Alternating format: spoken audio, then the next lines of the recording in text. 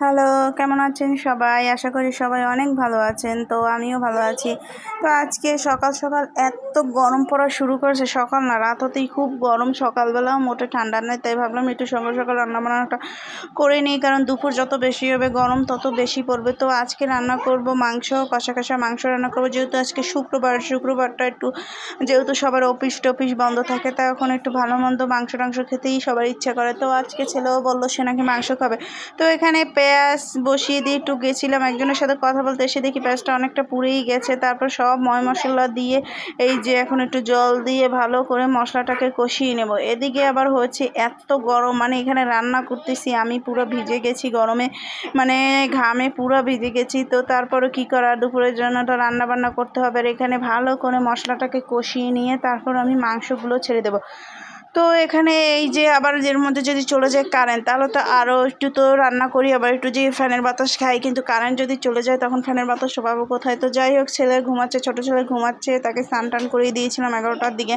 তো সে ঘুমাচ্ছে, তাই ভাবলাম কাজবাজ আরও যত পারি তাড়াতাড়ি করে নিই। আর বড়ো ছেলে বসে বসে টিভি দেখছে। আর এখানে কিন্তু মশলাটা ভালো করে কষানো হয়ে গেছে, এখন মাংসটা ছেড়ে দিচ্ছি। আর এই মুরগিটা কিন্তু একদম ছোট বাচ্চা মুরগি ছিল, যাতে একটাই রান্না করতে হয়েছে, যেহেতু সবাই খাবে, ফ্রিজে যেহেতু এটাই ছিল, তাই ভাবলাম এটাকেই রান্না করে ফেলি। তো এখানে আর আজকে তাপ, এত রৌদ্রের এত তাপ, মানে এই কয়দিন আগে এত বৃষ্টি হলো, তারপরও কিন্তু দেখুন এই এখন আবার সেই গরম।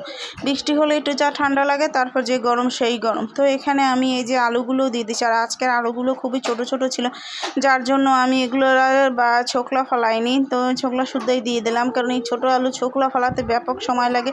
তো অত সময় আমার কাছে নেই, তাই ভাবলাম এই ছোকলা শুদ্ধই দিয়ে দিই। ছোকলায়ও প্রোটিন থাকে প্রচুর পরিমাণে, তাই খাবো। তো এখানে এই যে এখন আমি আজকের মাংসটা কিন্তু একটু কষা কষা করব, কারণ আজকে মানে যেহেতু ডাল করেছি, পাট শাক দিয়ে একদম ডাল করেছি, এটা মানে আমার ছেলের জন্য করেছি। আমার ছেলে বললে ভুল হবে, সবার জন্যই করেছে। আর আমি তো এমনিতেই ডাল পছন্দ করি না, তো এখানে ঢেকে দিয়েছে। আর এদিকে আজকে অনেক দিন পর আমি মানে রান্না করব, কুমড়া তরকারিটা রান্না করব। ছোটো ছেলের সবচেয়ে পছন্দ। আমাদের এদিকে প্রায় মানে কুমড়া পাওয়াই যায়নি, তো যেহেতু পাওয়া যায় না, এই আজকে উঠেছে সকালে, আমি কিনে নিয়ে এসেছি। অল্প করে রান্না করে তারপর সেটাকে ওকে খাওয়াবো। তো এখানে তেলে পাঁচফোড়ন দিয়ে আমি এটা ছেড়ে দিয়েছি। একটু চিংড়ি মাছ দিলে ভালো হতো, ওই যে বললাম না, মানে তাড়াহুড়ো করার ক্ষেত্রে কিছুই মনে থাকে না। তো এখানে কিন্তু এই যে কুমড়া সামান্য একটু হলুদ আর একটু অল্প লবণ, জিরা আর অল্প ধনে গুঁড়ো দিতে, যেহেতু ছোটো ছেলে খাবে, ওর মানে ওকে খাওয়ানোর জন্য ওর যে কোনো সবজি বা তরকারি বলেন আমি একটু কমই হলুদটা ব্যবহার করি। আর এখানে এই যে দেখুন মাংস কিন্তু ঢেকে ঢেকে ঢাকনা দিয়ে উঠিয়ে আমি নাড়ানাড়ি করছি।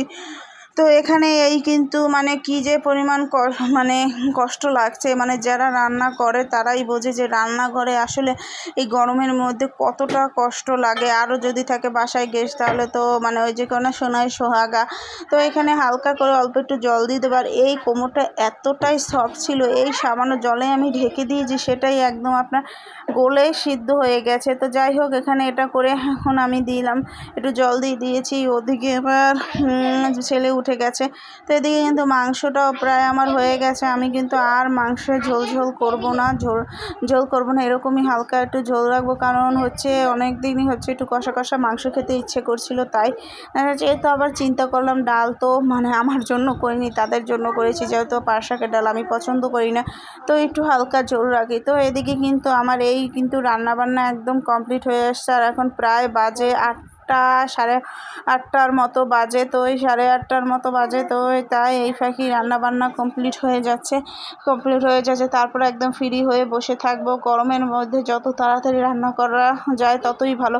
তো এখানে এটাকে একটু ভালো করে নাড়া দিচ্ছি। ওটা তো তো গরমের ঠেলায় দুই চুলায় দুটো বসাইছি, একটা মানে আপনার মাংস বসিয়েছি আর এটা কোমর তরকারি বসিয়েছি।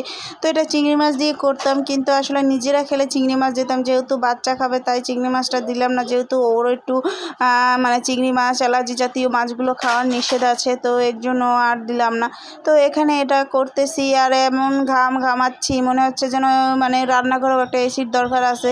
যে অবস্থা, চুলার কাছে বসে ভিডিও করা এবং মানে কি বলবো, যাই যাই করি না কেন খুবই কষ্টের। তো আজকের এই যে রান্নাবান্না শেষ, মাংস রান্না করলাম, এই যে কোমর তরকারি রান্না করলাম, সকালে আলু ভাজি আর পাটের ডাল। তো ভিডিওটি এই পর্যন্ত ভালো লাগলে অবশ্যই লাইক কমেন্ট শেয়ার করতে ভুলবেন না। এই পর্যন্ত সবাই ভালো থাকবেন, সুস্থ থাকবেন, টাটা, টেক কেয়ার।